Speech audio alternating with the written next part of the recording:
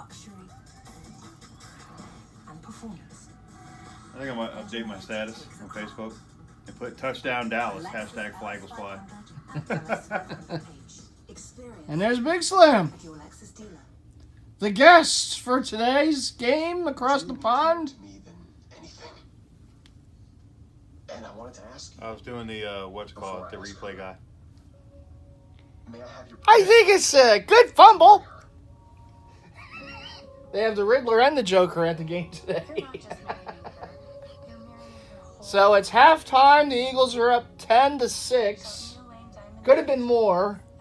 2 turnovers to Could have start. been less.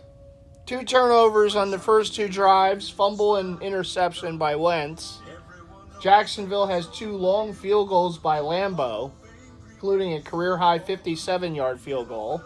Eagles just get a touchdown to Dallas Goedert just before the half to take a 10-6 lead, and that's where we sit in the game in London against Jacksonville so far. Halftime, and the birds are up. Hopefully, we can keep this the good mojo going here and collect the victory across the pond. Just random Jersey heads that don't know anything about jerseys.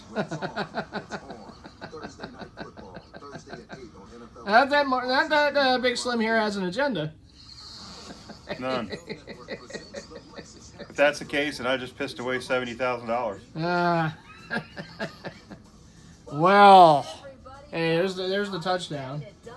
Touchdown, Dallas! That's the only time we can ever be happy saying touchdown Dallas. There's Colleen. All right, well, a win's a win, right, Mark? So, Mark, a.k.a. Big Slim, and I here, the Mighty Kingdom in the Man Cave. And earlier today, of course, the Eagles get to 4-4 on the season with a rousing win in London, 24-18, as they move to, like we said, 4-4. What's your takeaway from this game there, Big Slim? To be honest with you, like I said, I was going to be a little worried if we came out of this at 3-5. Luckily, the NFC East has been the NFC least. However, we are dealing with the Redskins now, who have won. Yeah. They're 5th. They're 5-2. We're going into the bye at 4-4. Cowboys on bye at 3-4, and the Giants out of it. And got no help from them today. But again, if to go into the bye, big division game. We haven't lost a division game since 2016. Wow. Sorry, a division game that matters for all you Cowboys fans out there who want to take that Week 17 BS last year. A game that we haven't lost since the Redskins in the middle of the 2016 season. That's the last time we lost a division game. So a meaningful one, that is. And we got the Cowboys next. And luckily, Bortles missed some passes today. Our first 3 drives. Seems like we could go up and down the field in this game whenever we wanted. We went up and down the field, and we had the Carson interception, the good defensive play that they had where they forced. We've got the highlights on the TV now, and then we did get a field goal, but after that, it seems like we kind of got our act together and did what we had to do. It wasn't perfect. No, it wasn't pretty, but again, a win is a win. I mean, coming off that game last week, that just horrendous fourth quarter, we're watching this game, and as the game is going on, the Eagles had a 2-score lead, and the Jaguars would make a play, and it was a little back and forth a bit. I mean, the Eagles didn't give up the lead, but there was a time there where, the Jaguars were creeping in there, and just thoughts of last week started up again, particularly with the fact that, again, the Eagles have a decent lead, and Jim Schwartz, again, is not bringing enough pressure, and Blake Bortles was making some plays when he was making some plays. And, again, it was just that thought, creep. See, here's the problem with the Tennessee and the Carolina games. It's that thought's always going to be in the back of your mind, where last year, And I know last year was just one of those, remarkable seasons. Special. But last year, you just never really had any feeling of dread and doubt. Even in the Super Bowl, when it was just a shootout, you still felt the Eagles were going to do the things to win the game. Whereas this season, the Tennessee game happened, the Carolina game happened, and now it's like every game, you almost have this feeling like, oh God, I hope they don't do something to screw it up this time, whether it's offense not scoring in the red zone touchdowns or just settling for field goals, or the defense giving up big plays and giving up leads, double-digit leads. I think is one of the... Our offense, too, we're definitely missing Sproles. Yeah. Because we kind of need him now, whereas last year we did a decent job of filling that void that we had with Blunt and the pounding yards that he was getting. And then when we run into Jai, we're just missing all that at the moment. And, and we're putting 30-plus. We were averaging, at this time last year, it was a 5-game stretch in the middle of the season where we were averaging 23 points. Well, last season at this time we're not even averaging 30 points a game right now. Last season at this time we were looking like Kansas City and the Rams are this season offensively. A juggernaut, a machine. It hasn't been the case. Now look, they have moved the ball between the 20s really well. I mean, they even today. We were not down the field a couple times on them today, like it was against a good defense in Jacksonville, and we were able to get down. But then the problem. See, here's this game was a little misleading because the first quarter the Eagles had the ball, moving down, making plays on offense, getting down the field. Carson making some plays there. Even the one play where we're on third down, the ball gets batted right back to him. He runs for a first down. Just, typical kind of Carson plays. And then here comes the fumble. Because he's Johnny on the spot. Yeah, and then... He had the fumble last week, remember? One of the backs fumbled.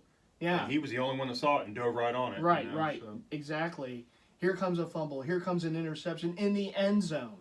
Taking points off the board. You saw his reaction. He was mad. But basically, the balance of this game, it could have been a blowout for the Eagles. I mean, if they score even 10 points in those two drives, you're looking at a completely different animal there in the second half, and we're walking away with this game instead of it being a bit of a nail biter, as it turned out in the end. But you know what? The one thing I liked about today was they ran the ball. And there were times where, we were kind of sitting there going, 2nd and 10, okay. But they committed to running the ball, and as you saw, the running plays opened up things in the passing game. Yeah, Smallwood didn't have a great game. Clement was near invisible. Yeah, he had a catch for like a negative yard. Yeah. And like 2 carries for 4, something low. It was really low. Smallwood at 24 yards on I think 8. But he did have that touchdown. That was a big touchdown at that time. But Adams had 9 for 61. Yeah. He had a really good per. And we got lucky average. that Adams' butt was down on that fumble because that was huge momentum swing right there. What do you think, Dean? Because the Jaguars just scored a field goal, and then right away they would have had great field position. And Dean Van Vliet. Did you guys watch that? I mean, all of you out there on YouTube. I mean, when they go to Dean, what's his name? Dean Blandino, yeah. And he's just like, Dean, what do you think? And he's like the Joker. He's like this. I mean, I'm almost thinking that it's a pre-recorded and the video is paused. He was a human purge mask. I think it was a fumble. I think it. And then remember the second time they went to him, he had to kind of be frozen there because they started giving their rule. The announcement for what the play was. So anyhow, look. But bottom line is the Eagles get a win. Anytime the Eagles win, it's much better than the alternative that we saw a week ago. Have they gotten it all together? I don't think so. There's still things they need to tighten up. The other thing about today, the injuries again, Mark. Lane Johnson looked like he had a knee issue. And then Mills left the game with what did he have? Some sort of foot or knee or that I don't something. know. He was carted he off. came back out. He came back out on the field, onto the sideline, and then was working with the trainers out on the sideline, and then left again. And I know that the calling card of this team last season Jason was Peters, next man however, up. did come back to play though, which is good. Yeah, but Peter, it's every week. I mean, he goes out for a series here or there. He comes back. Well, usually when somebody goes out and you're like, oh, questionable, that's for a return. More than likely, that means they're done. Yeah. But he came back out, so came back out and played. Yes, he did. I know last season it made it such a remarkable season because they overcame all the injuries. But you can't do that every week. It was almost like next man up. Everywhere season. They got hurt last year. It's amazing, this team with the injuries. Last year was special, man. I mean, not every year is gonna be like that. Yeah, we have the Rams Packers. Sorry, I thought Jared Goff was about to get killed. So listen, again, the bottom line is the Eagles get the win. They're 4-4. We'll see how next week and the week after shake. The thing about it is we don't see the Eagles again until 2 weeks from tonight on Sunday Night Football. I think November 11th. Yeah, against Dallas at home, which is a big game. It's setting up to be a real big game. Depending on what Dallas does their next 2 games, or next game, they have a bye week this week, so they'll play one more time before we see them in a couple weeks. The Redskins, who won today and are leading the NFC East, they're going to play 2 more times. I believe they play home against Atlanta, and then I think they're at Tampa Bay. So hopefully Ryan Fitzpatrick's still playing. 2 winnable games for the Redskins, unfortunately. But we'll see how things play out. You never know. And another thing to bring up in your series here, we're in the market for a running back, maybe a receiver, maybe a corner. I was just about to, And Tuesday, 2 days from now, we'll know decision time for Howie. If Howie can pull something out of his arse. And he did it last year. I mean, he got Jay Ajayi at the deadline last season, and it was a position where we thought the Eagles were pretty strong. And they strengthened it even more by getting Ajayi. Well, this year, obviously, that came out of nowhere. Out of nowhere. So everybody, I forget whose reaction was. It was like, we just got Ajayi. What's wrong with him? Come to find out, he just had Adam Gates or what's that guy's? Adam Gase? Yeah. Gase, yeah. I guess they were butting heads. Jay said that they wanted me to be more vocal. As soon as I got more vocal, they took offense to it and got rid of me. So this season, unlike last season, I think we have more of a need at the running back position. But they also need a deep threat receiver on the other side of Jeffrey. And there's been a couple names that have been thrown around. Parker from Miami. Now Deshaun Jackson could be available. We'll see. Come home, DJ. And, Emmanuel Sanders' name was thrown out there a few times. I think any one of those 3 receivers could really help this offense. Yeah, I mean, when you look at these former players that have been here before, when you look at the Shadys and the D-Jacks or whatever, Redskins fans started calling them D-Jacks. We never called them that, but when you look at that and it's like, man, it's like we left and they won a Super Bowl and they still have. You see Carson, you see. These guys got to want to be excited. I mean, when they came into the league, they were excited to, Shady, but they were excited to play with Michael Vick. Right. But they were, and at times they were explosive with Vick, and you only got to just be now. Carson's not Vick leg wise, mobility wise. Carson will run. Carson's got big hands. He doesn't fumble a lot. He did today, and he's just got a cannon. If I was one of those guys, I would honestly be saying, I mean, looking at their situation, Tampa and Buffalo are in disarray. Fitzmagic almost happened again today, out of nowhere. I don't know what Deshaun did, but it looked like Mike Evans. Denver is looked like Mike Evans benefited from it. I know you've talked about Emmanuel Sanders, Demaryius Thomas is on the chopping block. I'm just talking necessarily about Shady and Deshaun. Yeah. Possibly coming back to homecoming, coming back to the nest, and if that happens, look at that. What are they doing? They must be making fun of. Yeah. I can't believe that the Rams field actually still has the college logos all over it. Yeah, USC had a game there yesterday. Of course, they're playing in the Rose Bowl, and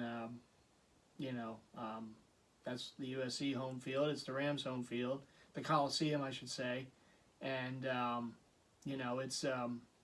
it's all decked out still with USC stuff with the Rams stuff over it. But anyhow, to finish what I was saying, Deshaun has no chemistry with Winston. He's their future. Deshaun wants out. They were saying today on the Eagles pregame, talking about what possibly could be happen before the trade deadline. Deshaun is one that could come home, and Shady. I mean, the Bills are rebuilding. Yeah, I mean he'd be a nice piece to build around, but but they're he's frustrated. I mean he's concussion. I mean he's constantly banged up. The Bills line is in disarray. I mean it's, a guy like that's he's got to want out. And the big thing for those teams is they want multiple draft picks. So what's it going to take to get a Shady, to get a D-Jax? Even if you trade with Denver, what's it going to take to get an Emmanuel Sanders? Even with Miami, Parker, I mean, you might have to give up the least to get Parker out of all these players. But if we're being honest if we're being serious about it, look, I mean, Deshaun Jackson is a threat. Of all the players that could be available, he's probably the biggest downfield threat. I've literally always said Deshaun's final numbers might be 3 catches, 40 yards, but he's going to scare everybody in that secondary when he goes running by him. And you Torrey see Smith was that kind of guy that we had last year. He was a but burner. you see it every week. It's not just if the receiver makes a catch downfield, it's drawing the PI. And these teams with these deep threats, that's the other aspect of it. That's what this team's missing right now. It's not just, deep play, big play receiver. It's that threat of drawing a pass interference call downfield and setting things up. Now, they did it last week with Alshon Jeffrey, but again, he's not a burner. So you're not going to get that week after week with Alshon, where a D-Jax, a Emmanuel Sanders, a Parker, you could get that. And I think that just makes this offense that much more dangerous. To have that deep threat receiver. Obviously, they didn't re-sign. They didn't bring back Torrey Smith. They did the injury to Wallace, where he was supposed to be the Torrey Smith of this season, and of course that didn't work out because of the injury. But Carson, again, he has a good arm, but they just don't have that receiver downfield. And some people say it's Hollins when he comes back, but he's a young receiver. We haven't really seen a whole lot out of him. To say, okay, this is going to be that guy. So the onus right now is all on Howie, and he was the GM of the year, whatever that award was last season, for the moves that he was able to make in the offseason and during the year to get the team to be in position to have home field advantage and go to the Super Bowl. Now, home field advantage this year probably ain't going to happen, but at least you can still fight for a division title, fight for, who knows, if one of these, if the Rams or the Saints slip up a little bit, we play both of them, maybe you're still fighting for a 2 seed, or maybe even if not at 1 or 2, you're still fighting for that division title home game. And then you never know what can happen in the NFL. We've seen time after time teams that are lower seeds, and I know we were the top seed last season, but teams that are lower seeds get in and have success. It's just about being good at the right time. That's where we want our Eagles to be. The onus right now, I feel, is on Howie. He's got to make some moves. I think this team could really use a deep threat receiver. I think this team, could use a LaShawn McCoy or a Le'Veon Bell. And they can certainly use, I still feel you still got to look in the secondary. Even if it isn't Patrick Peterson, if there's another corner out there that they can bring in, even if it's not a top-of-the-top guy, but just a guy who you can bring in for depth reasons, because they have a lot of injuries in the secondary. I would still like to see them do that. Now, that's a lot to do. That's a lot on his plate. But even 2 of those 3, I think, is a win for Howie Roseman. And again, the onus is on him right now. Team has a bye week. They don't play next weekend. This is Howie's week. It's the trade deadline week. This is his week. This is his time to shine. Eagles got a big win today. Now Howie's got to get some wins by Tuesday. Your thoughts on that, Mark? I agree. I mean, but I don't know money-wise, where the Eagles stand with the cap. you know, with because I had heard them say something. Where do the Eagles actually stand with Fletcher Cox's contract? Yeah. And how much do the Eagles have to spend? Right. So I mean, you know, it just figures that we're depleted at certain areas. The Mike Wallace's, the loss of LeGarrette Blount, who seems to be doing okay in Detroit. Jay Ajayi gets hurt. Yeah, Ajayi get hurt. You know, Sproles, we can't keep him on. I mean, Yeah. Darren's getting he's getting a little thin in the skin, little short in the tooth or whatever they call long that. in the tooth, yeah. You know, a little long in the tooth. Sorry, that's what they say. But yeah, I mean, it's just, just thank goodness that Carson's healthy. You know, Yeah. running around, making plays, catching his own balls. You know, I mean, you know, gotta get Lane Johnson back, a little banged up. Jalen, figure out what his deal is. I mean, you know, we're just, you know, other than just the meltdown against Carolina, 4-4, that makes us 5-3. Tennessee, Mm-hmm. you know, I was in Tennessee with my parents, Yeah. and you know, watched that game. You know, Your dad's a diehard Titans fan. I don't know about diehard, but you know, Titans fan at least. he loves running his mouth for whatever reason.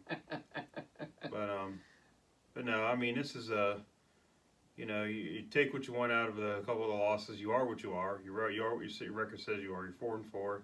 Dennis Green But it's one of those.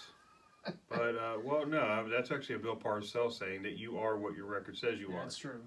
Yeah. And Dennis Green was They are who we thought they are. Yeah. They were. Going to crown them, the Bears, whatever it was. So, but no, I mean, you go into your bye week 4-4. Let's hope we can get a little healthier. Hope we get some help from the Falcons. Drop the Redskins down to 5-3, put us a game out.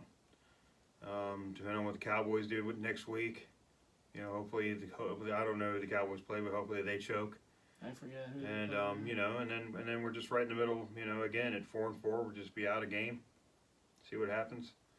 You know, Redskins are in that position right now where they're catching everybody. They're doing what they just enough. And Adrian Peterson, and I was making fun of him a few weeks ago, calling him AARP. And now look, you know, he's helping them win. So hey. I think the good on to that point. I think the good thing about that is we still play the Redskins twice, No, and we've if got Dallas 5 division games left. If Dallas, you know, win, we still play them twice. You know, the Eagles still have everything in their hands. They still hold all the cards. I mean, they even play the Rams and the Saints. So, you know, we'll see. I mean, right now it's, you know, they're really good, but we still play them. It's in their buildings, but we still play them. We got Dallas twice. We got the Redskins twice. So the teams that the Eagles are hunting or chasing, we still going to play them, and we're going to see. I think they can beat the Redskins. I'm not overly impressed with what the Redskins are doing, watching them play. I'm not either. Look, they're playing well. They're, you know, the Adrian Peterson's making some runs here and there, whatnot. But I just think they're beatable. I really do. I mean, if they played a better team today, I think they would have lost. If they played a better quarterback today than Eli Manning, and I still look at that. Swiss cheese offensive line of the Giants, I think they would lose. What was it? Was it Eric? Well, who's that? Who's that guy that missed the ball today? Oh, that Eric Ebron. Ebron, yeah. The tight end went right through his hands on 4th down. Yeah, and then the Redskins went back down the field. Yeah, that led to a score. Fourth, yeah, and I mean, and the Giants were in field goal range, just wanting to get a touchdown. Right. I mean, look, but that's the mark of a team that that's now 1-7. It's those type of mistakes. It's 3-13, 1-7. Yeah. I'm not great at math, but that's 4-20 in 2 years. It's been rough, and I know Giants fans have had it rough, but Giants fans have also had some good seasons in their back pocket. Yeah. So I don't feel too bad for them, but no, the bottom line, the end of the day, for me, I'm glad the Eagles won. And by the way, now the Eagles are 1-0 in London all time. And they said today they had 2 preseason games there, but those don't count in the standings. So they're 1-0 across the pond. I don't even remember them. So shout out to any viewers from London. Shout out for London for hosting the Birds. And you got to see the defending champs get a win there in Wembley Stadium. and I'm very glad they won the game, but I also know that this is a huge week for Howie Roseman. And I know it's not easy to trade, and I know that sometimes teams want too much, and that's why sometimes you don't see trades happen. But it's really up to him to get some help in the areas that I don't know if he can get all areas of help, but at least one or two areas of these help. I would hope for 2 areas of help that he can get this team, to get some reinforcements on this team. So going down the stretch drive, and hopefully these guys stay healthy. Health's been a big issue for us. But going down the stretch drive, I think that makes them that much more dangerous. And look, they have work to do. They definitely have work to do. This is, a much different season than last season to this point. But this team does know what it takes to win and what they have to do. We were 7-1. They were 7-1 last season, but they do know what it takes to win. We were in the middle of scoring well over 30 and averaging over 20 points. Like I said, we were the Rams and Chiefs last season, and it's a tale to tape. It's another season, and it hasn't all gone well. There's been injuries. There's been inconsistent play. The red zone offense has not come away with touchdowns. They've settled for 3 a lot. I think again, a lot of that is. Excuse me, a little tired. We were up late. Yeah, got up early for the Eagle game. But the thing about that is where the hell was I going with this? Oh, you just when you got a guy like Garrett Blunt and J.J. last year in your backfield, and you're subbing them both in and out, you're going to throw less. Well, especially when we would get up, early. Yeah. And we could. Well, now we're in a situation where, it's like, we're pass heavy, and none of our backs are getting more than 10 carries. It happened again today, even though Adams had 60 plus yards, and looked good in spots, had a couple good yards. He's basically the LeGarrette good runs. He had our most yards. He had the most carries with 9. But here's the thing, and I said this last week after the loss to Carolina. The biggest problem with me with this team, with the offense, and a lot of people bring up LeGarrette Blunt, and I get that. That was a big loss. But teams lose guys every year. The Patriots lose guys all the time. The bottom line to me is Gurley scores. The bottom line to me is it didn't matter to me if you had LeGarrette Blunt still this season, if you brought in Le'Veon Bell or Shady McCoy. If you don't commit to running the ball, it doesn't matter who's back there, because the balance is just not there. And I know it's a passing league. I mean, you look at what the Chiefs are doing, you look at but these top offenses, and I said this last week in the vid, these top offenses, the one consistency that they have is they have balance. The Rams, the Chiefs, the Saints, even the Patriots are committing to run the ball, and it opens things up for their passing game. You see it week after week after week. These teams are amongst the best rushing offenses in the league, and they're scoring 30-plus points a week because of it. You have to have that balance. And last season, I thought, look, they certainly passed the ball, but I think there were times also where they were very balanced an attack on offense, as the Rams go for 2. Gurley scores again. But when they had that balance, when they had that factor, they were almost unstoppable in offense, including in the Super Bowl. So look, time will tell. We'll see what Howie gets done this week. Hopefully he makes a few moves. I'm happy they got the win, but now it's about continuing to do that work. And in a few weeks' time, we're going to see, a big primetime game, Sunday Night Football on NBC against Dallas at home. Pick up where they left off in this game in London and get some players, get some moves. Hopefully guys come back healthy after the bye week and we can really get this thing, in high gear. But we'll see. Time will tell. There's still a ways to go in the season, a couple months left. We're coming up on the holidays, so that means towards, coming up on playoff time too. So the jockeying that goes into the NFL this time of year. We'll see what our birds get done. So, on behalf of Big Slim here, I'm glad he was able to make it this weekend. We had a good time watching the birds early this morning. Yeah. And just vegging out the rest of the day with all the different football games on. But we had a good weekend, and it's always good when the Eagles win. In fact, we're undefeated. Whenever we watch an Eagles game together, they win. So we're still undefeated in that. That's true. in that factor. But so the Birds win it again, 24-18 in London against the Jacksonville Jaguars. I don't think we've ever watched a game together. We went at the game at the Link. Yeah, Just we right went at to the an Giants. Eagles-Giants game years ago. Yeah, they won that game.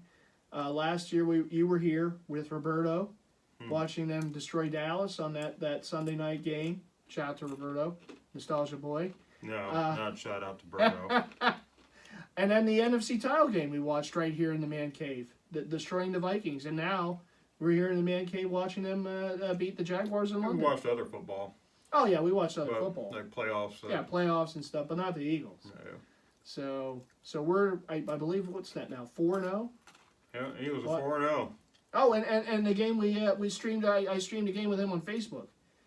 When they beat the Giants a few weeks ago. yeah. So I guess we have to count that one too, right? So we're 5-0.